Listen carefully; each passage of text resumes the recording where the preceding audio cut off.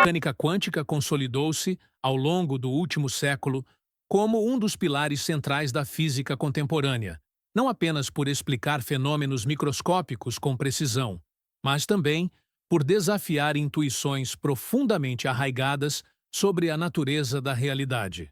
Entre os experimentos mais emblemáticos que sustentam sua estrutura conceitual, o da dupla fenda ocupa posição de destaque, por revelar, de forma inequívoca, a dualidade onda-partícula.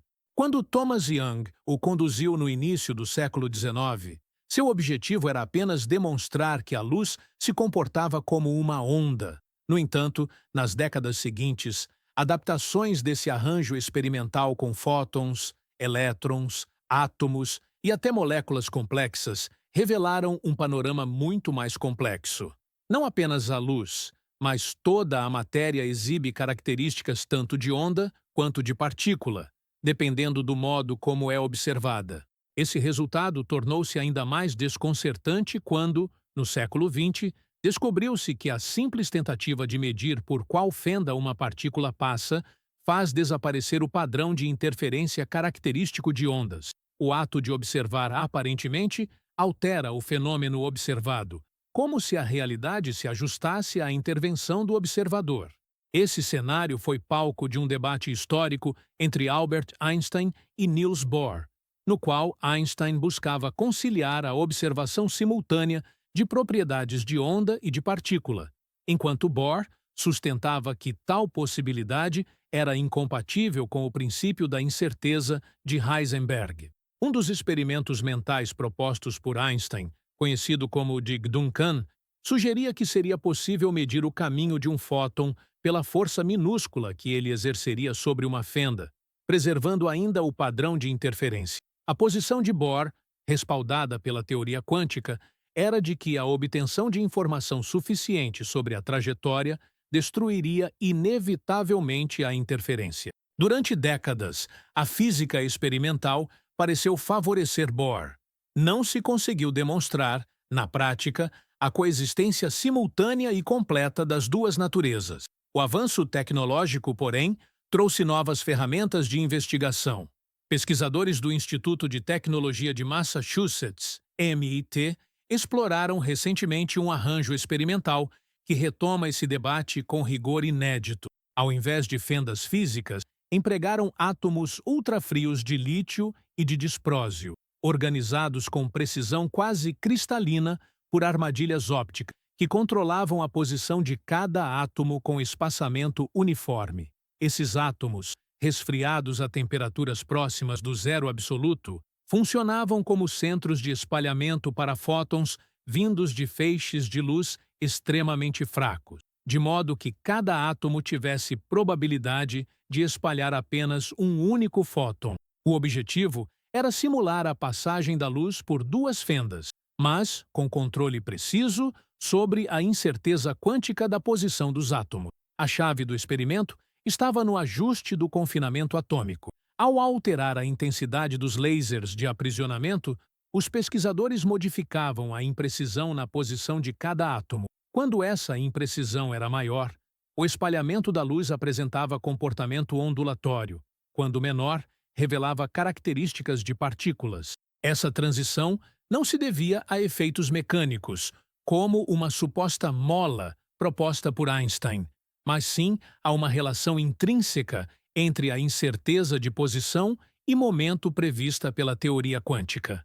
Os resultados mostraram que a intensidade do espalhamento era a mesma em ambos os regimes, mas a coerência da luz espalhada variava conforme o grau de incerteza posicional dos átomos, evidenciando o papel do emaranhamento entre a luz e o movimento atômico. Esse desfecho reforça de maneira definitiva o princípio de incerteza de Heisenberg, segundo o qual é impossível medir simultaneamente, com precisão absoluta, propriedades complementares como posição e momento.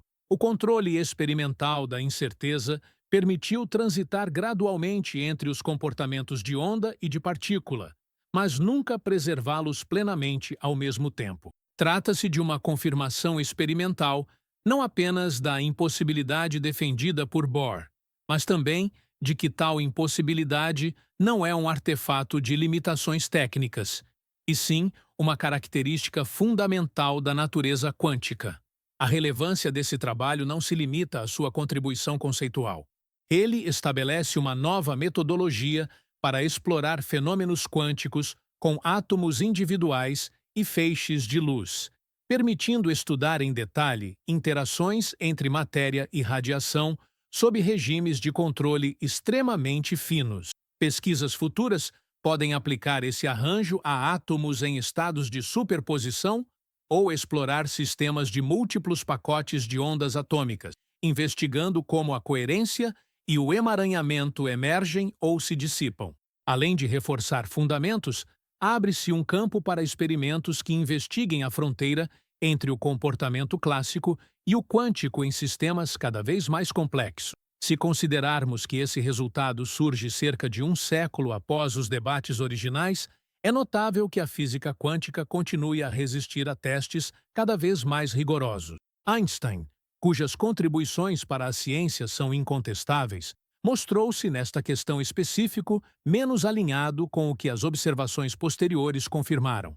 A dualidade onda-partícula permanece como um dos aspectos mais contraintuitivos e fascinantes do mundo microscópico, e a impossibilidade de observar simultaneamente as duas naturezas é agora sustentada por um conjunto de evidências experimentais mais robusto do que nunca. É justamente esse tipo de avanço, fundamentado e incremental, que mantém o campo da física quântica vibrante e em constante expansão. E, se este tema desperta interesse, vale aprofundar-se e compartilhar reflexões. Deixe seu comentário sobre como você interpreta a importância desse experimento e que implicações ele pode ter para o futuro da pesquisa. Nos próximos anos, é plausível que técnicas como a desenvolvida pelo MIT permitam examinar não apenas propriedades fundamentais, mas também aplicações práticas em áreas como computação quântica, metrologia de alta precisão e simulação de sistemas físicos complexos. Controlar com esse nível de detalhe a interação entre fótons e átomos ultrafrios cria condições para investigar fenômenos de decoerência e perda de informação quântica, problemas centrais para a implementação de tecnologias baseadas em superposição e emaranhamento. Além disso, esses experimentos contribuem para a construção de uma ponte entre a física de partículas e a física da matéria condensada, demonstrando que princípios básicos se aplicam desde escalas subatômicas até sistemas compostos por muitos corpos. A clareza com que este experimento confirma o papel fundamental da incerteza quântica também estimula a revisão de interpretações filosóficas da teoria. Em vez de tratar o colapso da função de onda como resultado de limitações instrumentais ou da intervenção de um observador consciente, os resultados sustentam uma visão na qual a perda de interferência decorre inevitavelmente da interação física entre sistemas e do entrelaçamento de suas propriedades. Isso aproxima a mecânica quântica de uma compreensão mais objetiva, na qual a distinção entre onda e partícula é consequência do contexto experimental e não de uma mudança ontológica misteriosa no objeto estudado.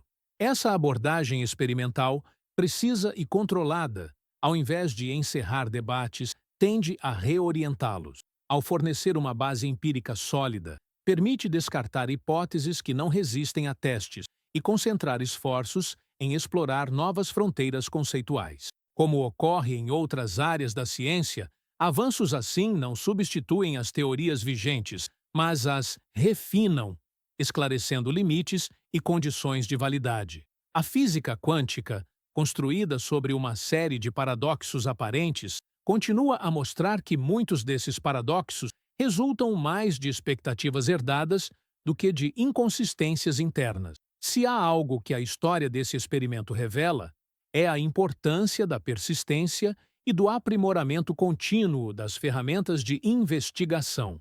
O que no passado era apenas um debate teórico entre gigantes intelectuais, hoje pode ser examinado com precisão quase absoluta, revelando detalhes antes inacessíveis. Essa capacidade de transformar discussões abstratas em medições concretas é um dos traços mais poderosos da ciência experimental e um lembrete de que o progresso, embora muitas vezes lento, é cumulativo e profundo. A confirmação experimental obtida pela equipe do MIT insere-se em um contexto mais amplo de avanços na física quântica que vem redefinindo tanto a prática científica quanto a compreensão filosófica da realidade física. Ao longo do último século, a mecânica quântica passou de um conjunto de ideias controversas para um corpo teórico sólido, com implicações diretas em tecnologias avançadas e na maneira como concebemos a natureza. Esse processo não foi linear. Muitos de seus princípios, como a dualidade onda-partícula e o papel da incerteza, enfrentaram resistência inicial justamente por desafiarem categorias tradicionais de pensamento herdadas da física clássica. A experiência recente mostra que a resistência não se deveu à fragilidade das hipóteses quânticas, mas à dificuldade de acomodar conceitualmente um mundo em que propriedades fundamentais não são absolutas, mas relacionais e dependentes das condições de medição. No caso específico do debate entre Einstein e Bohr, o que está em jogo é mais do que um detalhe experimental. Trata-se de duas visões distintas sobre a completude da teoria quântica. Einstein acreditava que a descrição probabilística era um sinal de incompletude, defendendo que variáveis ocultas determinariam de forma objetiva e independente os resultados das medições. Bohr, por outro lado, aceitava a probabilidade como elemento essencial da descrição quântica, argumentando que não há sentido em atribuir valores simultâneos e definidos a propriedades complementares. O experimento conduzido no MIT fornece mais um conjunto de evidências favoráveis à posição de Bohr, reforçando a conclusão de que a impossibilidade de medir simultaneamente certas propriedades não é contingente, mas constitutiva da estrutura física do mundo microscópico. Uma consequência notável dessa confirmação é a consolidação de um princípio metodológico. Na física quântica, o desenho experimental não é apenas um meio neutro de coleta de dados, mas parte integrante da definição do fenômeno estudado. Isso não significa que a realidade dependa da consciência do observador, mas sim que o tipo de interação estabelecida entre o sistema e os instrumentos define quais aspectos dessa realidade se manifestam. Ao manipular a incerteza posicional dos átomos, os cientistas do MIT modificaram as condições de interação com os fótons e, com isso, o tipo de padrão observado. Essa constatação fortalece a visão operacional da física quântica, na qual a descrição do mundo é inseparável dos procedimentos de medição utilizados. Outro aspecto relevante é o papel do emaranhamento quântico evidenciado no experimento. O fato de a coerência parcial da luz espalhada depender do emaranhamento com o movimento atômico reforça a ideia de que sistemas quânticos não podem ser entendidos como coleções de partes independentes, mas como entidades cuja descrição completa requer considerar correlações não locais. Esse tipo de insight tem implicações diretas para o desenvolvimento de redes quânticas de comunicação, protocolos de teletransporte quântico e métodos de criptografia quântica, nos quais a preservação da coerência e do emaranhamento é condição para o funcionamento seguro e eficiente. Do ponto de vista tecnológico, a habilidade de manipular átomos ultrafrios com precisão tão elevada indica um avanço significativo nas técnicas de aprisionamento óptico e controle quântico. Esses métodos, quando aplicados em escalas maiores ou combinados com outros elementos de engenharia quântica, podem viabilizar o desenvolvimento de simuladores quânticos especializados para estudar sistemas complexos, como materiais com propriedades emergentes ou fases exóticas da matéria. A conexão entre experimentos fundamentais e aplicações práticas é, portanto, direta. Ao entender melhor como as interações e as medições afetam o estado quântico, abre-se caminho para arquiteturas de computação quântica mais estáveis e escaláveis. No plano conceitual, o resultado reforça a ideia de que as leis quânticas são universais, aplicando-se tanto a sistemas elementares quanto a agregados de muitas partículas. Isso contrasta com interpretações que buscavam limitar a mecânica quântica ao domínio do muito pequeno, sugerindo que, em escalas maiores, surgiriam comportamentos efetivamente clássicos independentes das regras quânticas. O experimento do MIT mostra que a transição entre o comportamento quântico e o clássico é gradual e controlável, determinada por fatores como decoerência e perda de informação, e não por um limite físico absoluto. Esse entendimento é central para programas de pesquisa que investigam a chamada fronteira quântico-clássica e que buscam, por exemplo, produzir estados quânticos macroscópicos com alto grau de coerência. A recepção desses resultados na comunidade científica tende a ser dupla. Por um lado, há a confirmação de previsões já consolidadas, o que reforça a confiança na estrutura atual da teoria. Por outro, há a motivação para explorar variações e extensões do arranjo experimental, testando até que ponto a manipulação de parâmetros como temperatura, número de átomos e intensidade do confinamento pode gerar novos regimes de comportamento. Essa é uma característica marcante da física quântica contemporânea. Cada confirmação robusta não encerra um tópico, mas abre novas linhas de investigação, seja para explorar detalhes de um fenômeno conhecido, seja para procurar desvios que possam sinalizar limites da teoria. Vale notar que o experimento também ilustra o poder da abordagem interdisciplinar. Técnicas desenvolvidas na física atômica e na óptica quântica foram aplicadas para responder a uma questão histórica da física fundamental, mostrando como avanços em áreas distintas podem convergir para resolver problemas conceituais persistentes. Essa convergência é cada vez mais frequente, e a própria evolução das tecnologias quânticas depende dessa troca constante entre teoria e prática, entre física fundamental e engenharia aplicada. No âmbito educacional e de divulgação científica, resultados como este oferecem uma oportunidade singular para engajar públicos diversos na compreensão de conceitos complexos. A clareza com que o experimento traduz um princípio abstrato em um resultado observável contribui para desfazer a impressão de que a mecânica quântica é inacessível ou puramente teórica. Ao contrário, ela se manifesta de maneira concreta e mensurável, desde que se disponha de instrumentos adequados. E se esse tipo de conteúdo instiga sua curiosidade, aproveite para se inscrever no canal e ativar o sino de notificações. Assim, você acompanha, em primeira mão, análises de outros experimentos que estão moldando o futuro da física.